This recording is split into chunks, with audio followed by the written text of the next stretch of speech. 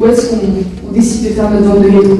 Parce que ça peut être complètement banal, mais est-ce que les collégiens et les lycéens ils ont la même cour? Est-ce qu'ils vont tous avoir accès à la vente de gâteau?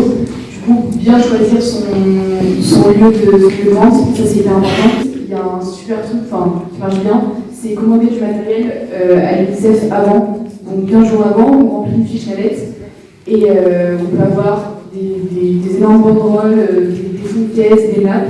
Et du coup, ça donne un côté beaucoup plus officiel au projet.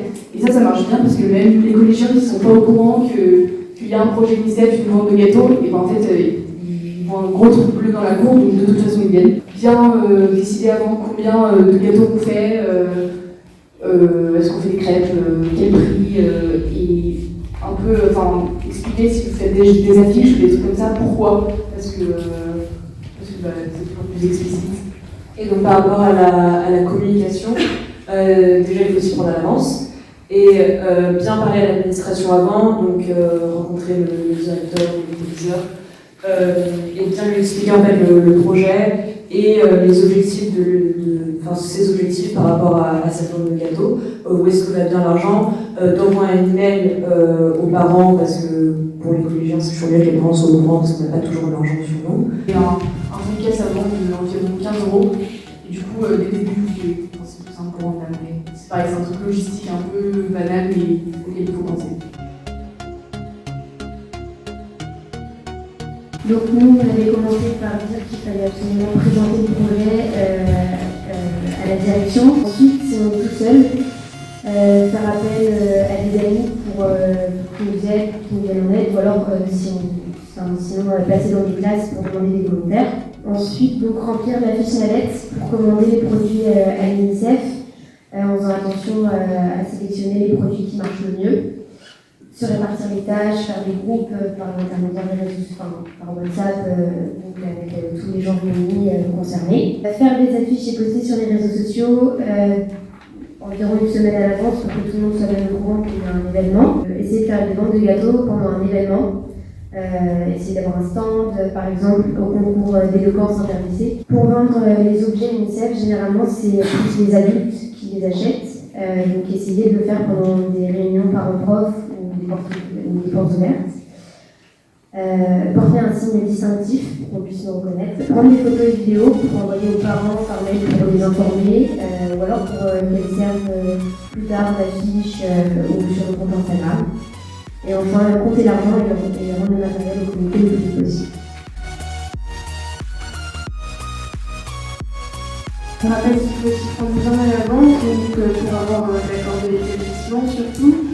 Après, en premier lieu, il faut sensibiliser beaucoup pour donner vraiment un sens au projet, surtout que c'est assez difficile, c'est plus difficile d'avoir des dons que des achats.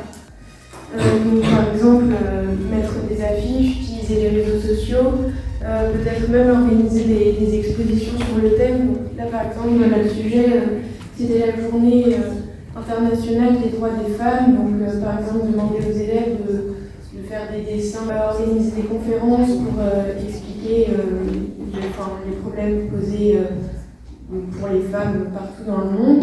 On peut contacter d'autres associations si, par exemple, on veut organiser des collectes de serviettes hygiéniques, etc., ou de livres.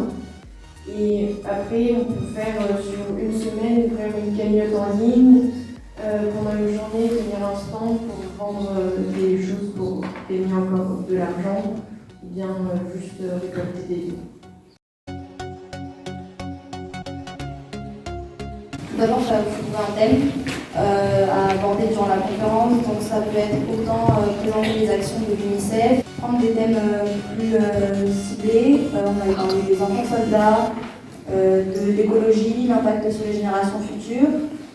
Par exemple, la Convention internationale des droits de l'enfant, présenter différents droits, mais aussi l'accès à l'éducation. Après, il faut prévenir de la conférence. Donc, d'affiches dans l'établissement, mais aussi, je pense, passer dans les classes, diffuser par les réseaux aussi le fait qu'il y ait une conférence. Il faut trouver une date, un lieu, donc voir avec l'établissement pour la direction pour ça. Après, il faut rendre la conférence interactive. On a pensé que c'était la meilleure des solutions. afin que les élèves ne s'ennuient pas. Faire quelque chose de pas trop long et où vraiment les personnes participent pour créer un échange, pour venir préparer des feuilles de recrutement et une urne pour pouvoir à la fin récolter des dons et recruter justement des nouveaux JA. Et s'il y a besoin de matériel ou d'intervenants pour certaines conférences, on peut demander directement à l'UNICEF.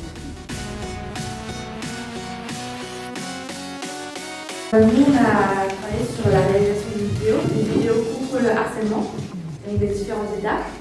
Donc déjà, se réunir en groupe pour parler du contenu de la vidéo, ce qu'on veut mettre dedans. On s'est mis d'accord pour dire que les chiffres, ça marche bien, parce que c'est assez marquant. Des témoignages aussi, qu'ils soient anonymes ou pas. Et essayer aussi de mettre en place dans la vidéo une sorte d'interaction avec celui qui la regarde. Donc en posant des questions, en essayant de créer un lien pour qu'on la regarde jusqu'au bout. Donc aussi faire en sorte qu'elle ne soit pas trop longue. Et dans la réalisation, du coup, répartir les tâches pour le montage, le tournage, la recherche des informations. Pour la diffusion, on peut le faire sur les réseaux sociaux ou en conférence. Et l'avantage de la conférence, c'est qu'on peut voir les réactions des gens directement et après en discuter, qu'ils puissent poser des questions, en débattre et éventuellement proposer des solutions. Donc mettre à disposition dans la vidéo des numéros, des liens pour les gens qui sont concernés. S'inspirer aux vidéos comme par exemple Brut ou Connu, parce que c'est des choses que les jeunes regardent assez facilement. Ce concours d'éloquence, il va s'organiser sous la forme d'un plaidoyer pour défendre une cause en rapport avec les droits de l'enfant. Donc ça sera au candidat de choisir la cause qu'il souhaite représenter. Et en représentant cette cause, il va faire référence à un enfant qui a été victime d'injustice envers ses droits fondamentaux par rapport à cette cause. Il va se composer en 2 étapes. Donc d'abord une étape de qualification au sein d'un seul établissement. Donc, tous les candidats qui veulent représenter leur lycée au concours vont participer à une épreuve et un seul d'entre eux va être choisi pour représenter son lycée à la finale. Donc la finale qui est la 2e épreuve où les représentants des 7 lycées participants vont s'opposer sur leur plaidoyer et le meilleur plaidoyer gagnera la finale. On pense passer dans les classes pour parler de ce projet aux personnes qui seraient intéressées, faire un plaidoyer et représenter une cause des droits de l'enfant, permettre à l'enfant enfin d'exprimer sa voix. Beaucoup de personnes n'ont pas cette chance ici. Les jurys des qualifications, ça serait plutôt des jurys internes, donc des membres de l'administration de chaque établissement. Et pour le jury de la finale, donc, qui sera composé de 5 personnes, et on ne les a pas encore choisis, mais il faudrait on aimerait avoir un jury assez large, donc un membre de l'UNICEF dans l'idéal, avec un membre peut-être un professeur de droit, un professeur dans une grande école et des représentants de l'administration publique, de défendre une cause qui est parfois invisible aux yeux de tous. Et donc on va commencer par parler de comment entre JA on se coordonne pour faire un événement. Alors entre lycées, déjà le meilleur ce serait de faire des référents. Donc 3-4 par lycée qui sont là, qui se réunissent. Donc souvent pas plus de 2-3 lycées parce que ça devient assez compliqué au-delà de 3 lycées. Et ensuite, donc les 2-3 référents pendant la réunion entre lycées, ils vont parler de ce qu'ils veulent faire, etc. Et rapporter ensuite dans leur lycée et organiser eux-mêmes au sein de leur lycée. Comme ça facilite en fait, ça fait des étapes en moins pour l'organisation générale de l'événement. Le meilleur avec l'administration, c'est de leur porter directement un projet tout fait. Par exemple, je sais pas, un concours de sport, c'est le lieu, la date, éventuellement le nombre de participants possibles, etc. Comme ça permet à l'administration d'aviser plus facilement en fait, de si c'est possible ou pas de faire cet événement. Donc, on a donc pensé à un projet qui permettrait de faciliter les relations entre JA, entre lycées en fait, un espèce de drive.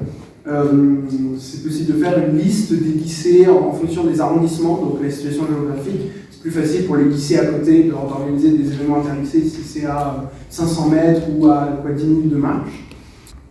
Et donc, avec cette liste, de permettre de faire plus d'événements interlycées au sein d'une ville, d'un quartier, etc.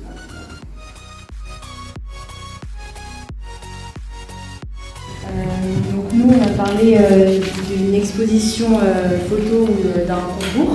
Donc, ça permettrait de faire comprendre l'importance du thème abordé. Donc, nous, notre thème, ça serait l'eau. Il faudrait motiver les élèves directement par une récompense via un concours. Il faut d'abord avertir les gens, donc à travers les réseaux sociaux, les affiches, le bouche à oreille. Forcément prévenir l'administration du lycée ou du collège, donc en fixant une date précise, en trouvant un lieu précis et en cadrant le projet. Il faudrait que ce soit les visiteurs de cette exposition ou de ce concours qui participent eux-mêmes à élire la meilleure photo, faire un système de récompense, comme par exemple imprimer la photo gagnante sur des pulls de promo ou des sacs. Pour certains lycées où le CDI n'est pas forcément accessible, dans l'entrée ou dans des zones de passage fréquents. Les professeurs ils pourraient nous aider en parlant pendant leur cours pour motiver les élèves à venir voir l'exposition. Pour finalement terminer le projet, on pourrait organiser comme un concours inter-lycée aussi.